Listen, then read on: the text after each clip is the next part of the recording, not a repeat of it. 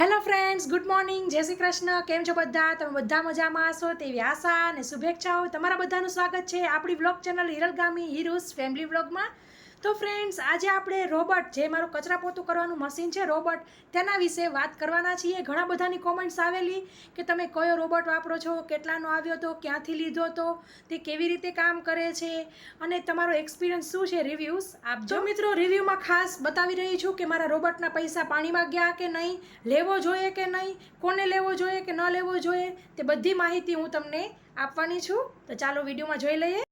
તો ફ્રેન્ડ્સ, ઇકોવાસનું આવી રીતના ડીબોટ Y1 Pro ઘરે રોબોટ આવી ગયો છે. ફ્લિપકાર્ટમાંથી મંગાવેલો હોવાથી તે લોકો ઉપર છેલ્લું ચેક કરીને મોકલે અને બાય ડિફોલ્ટ ડેમોવાળા આવવાના નથી, તો હવે ઘરે જ તે કરશું. તો કેવી રીતના અનબોક્સિંગ કરી છે, કેવી રીતના તેના સ્પેર પાર્ટ જોડી છે, આ તે બધી વસ્તુ સરસ માહિતી તમને આપીશું. તો સૌપ્રથમ આપણે બોક્સમાંથી તેનું પાછું બીજું બોક્સ કાઢી લેશું. તો તમે જોઈ શકો છો ઓવરવ્યૂ બોક્સનો ઇકોવાસ Y1 Pro. અને આ રોબોટના સક્શન પાવર છે 6000. તો કોઈ પણ તમે જ્યારે રોબોટ લ્યો ત્યારે ખાસ તે જોવાનું હોય છે કે તેનો સક્શન પાવર કેટલો છે. હવે તો તમે કેટલા પણ સરસ અપગ્રેડેડ સક્શન પાવરના મળી જશે. અત્યારે આપણું આ ઇકોવાસ Y1 Proની તમને વાત કરી રહી છું. તેને હવે આપણે ઓપન કરી લઈશું. મને મિત્રો આ રોબોટ 21,499નો પડેલો 26મી જાન્યુઆરીની ઓફરમાં. હવે તેનો શું ભાવ હાલે છે તે ખ્યાલ નથી.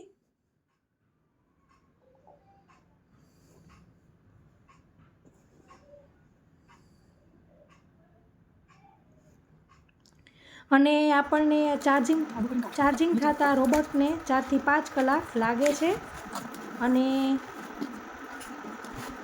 તેનું મોટર અને સક્શન પાવર એવું ગણીએ તો 6500 છે અને સક્શન પાવર 6000 છે. તો આપણે બોક્સમાંથી કાઢી લીધો છે રોબોટને. હવે આપણે ઉપરનું લઈ લઈશું. તો તમે એનો ટોપ વ્યૂ જોઈ શકો છો.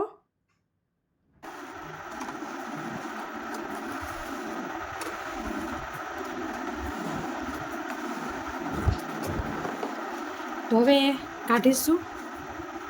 સાઈડમાંથી આપણે આ કાઢી લઈશું જેનાથી ડગે નહીં તે.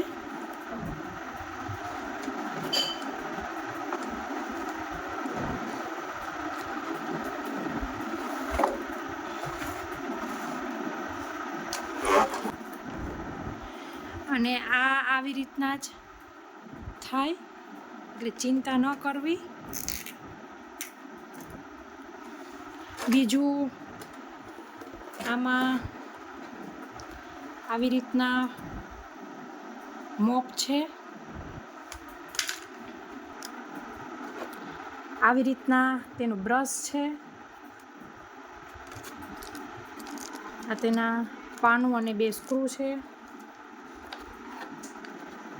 Data cable, charger. આ બધું ખોલીને બતાવ્યું હતું એટલે ઓપન છે કોથળીમાંથી. બસ, બીજું આ સિવાય તમે જોઈ શકો છો કશું નથી. અને આ આપણે જ્યાં તે આપણું રોબોટ ચાર્જર થાય તેના માટેનું સ્ટેશન. તો હવે આપણે તેની ગાઈડલાઈન વાંચીને તેના વિડીયો ચેક કરીને આગળ શું પ્રોસેસ કરવી તે કરીશું. તો સૌપ્રથમ આપણે આ તો કાઢી લીધું અહીંથી. તો તે કાઢવાનું છે. સૌપ્રથમ પહેલું કામ એ કરવાનું છે. તો અહીં હજી એક આવી રીતના બેગ લાગેલી છે, તો તે પણ કાઢી લેશું. અને પછી હવે કામ છે આપણને સ્ક્રૂડ્રાઈવર અને તેના 2 આ સ્ક્રૂનું, તો તે કાઢી લેશું.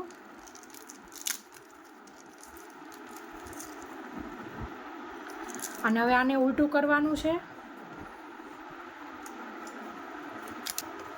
તો આપણે આવી રીતના ઉલટું કરી લીધું છે અને આ 2 સ્ક્રૂ અને લગાડી લઈશું. આ બ્રશ લગાવવાનું છે. તો હવે આપણે આ જગ્યાએ આ બ્રશને ફિટ કરવાનું છે. તો ફિટ કરીશું. ઉપર ટોપ ઉપર તેનો સ્ક્રૂ લાગશે. અત્યારે તો એક જ સ્ક્રૂનું કામ છે. બહુ વજન નહીં દેવાનું. નીચે આપણે તેનો કેમેરો છે તો આપણે આવી રીતે સ્ક્રૂડ્રાઈવર વડે સ્ક્રૂને ફિટ કરી લેશું અને બ્રશને ફિટ કરી લેશું.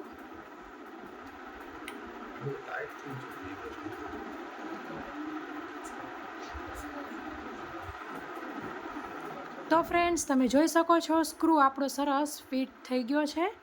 હવે આપણે સીધું કરી લેશું.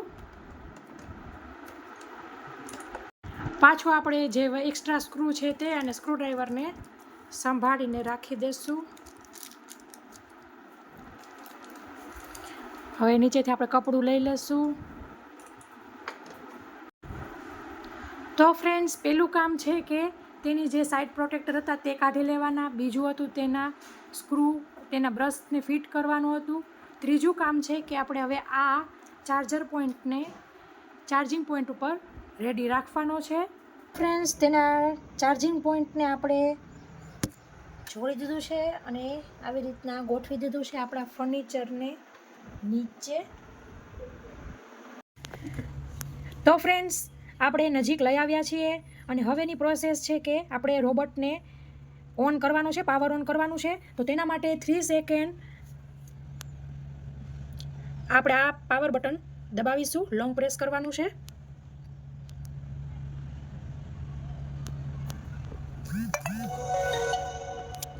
તો તમે જોઈ શકો છો આપણું રોબોટ ચાલુ થઈ ગયું છે.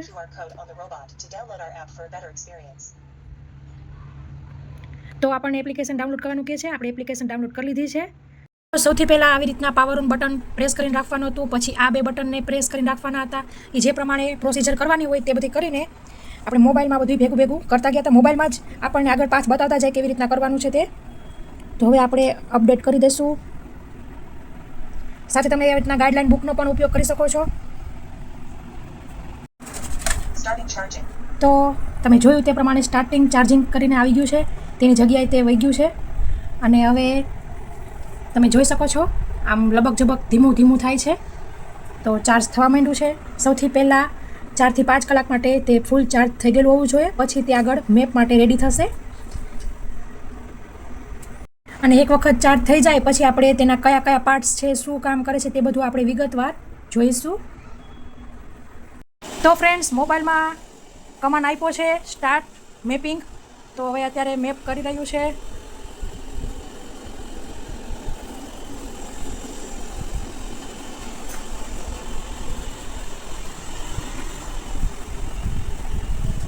તો તમને હવે તેનું મોપ તો જોઈ લીધું હતું, બ્રશ પણ જોઈ લીધું હતું. હવે તેની ડસ્ટબિનને તે બધું બતાવી દઉં.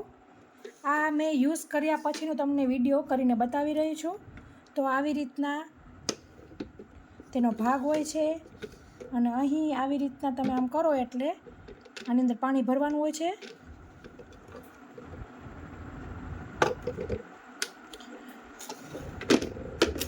અને આવી રીતે અહીંથી તમે ખોલો એટલે કચરો હોય તમે જોઈ શકો છો. એક કચરો કાઢેલો છે અને ફિલ્ટર થઈને આવે એટલે આવી રીતના બાવા જેવું હોય. મોપ લગાવેલું નથી, ખાલી મેં કચરો કાઢવો હતો એટલે મોપ કાઢી લીધેલું અને પાણીની અંદર નાખેલું નથી. જો તમે નીચે મોપ લગાવો તો પાણી ભરવાનું રહેશે. ફિલ્ટરનું જ પાણી ભરવાનું ખાસ ધ્યાન રાખવું. જો તમારા પાસે ઘરે ક્ષારવાળું પાણી આવતું હોય તો તમારું રોબોટ બગડી શકે છે. એટલે ફિલ્ટરનું જ લગાવો. પછી આપણે આવી રીતના કરીને લગાડી દઈશું. તો મિત્રો, તમને હું મારો એક્સપિરિયન્સ કહું તો બહુ જ સરસ રોબોટ છે. Y1 Pro ઇકોવાસ કંપનીના સારા રોબોટ આવે છે. અત્યારે મારે આ 6000 6500 વાળું સક્શન પાવરવાળું છે.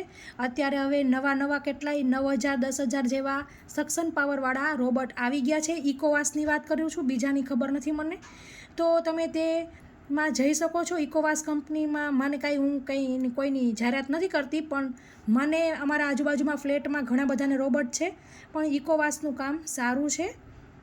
અને બીજું એવી વાત કે તમે Y1 Pro આંખ બંધ કરીને લઈ શકો છો, કાંઈ પ્રોબ્લેમ નથી.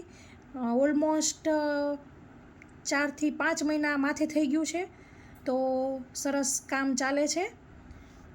તો બસ આ વિડીયો સાથે જ માહિતી આપવાની હતી કે રોબોટ ઘણા લોકો પૂછતા હતા કેવી રીતે લીધો, કેટલાનો લીધો, કેવું છે તેનું ફંક્શન, આ તે બધું તો તે જણાવતું.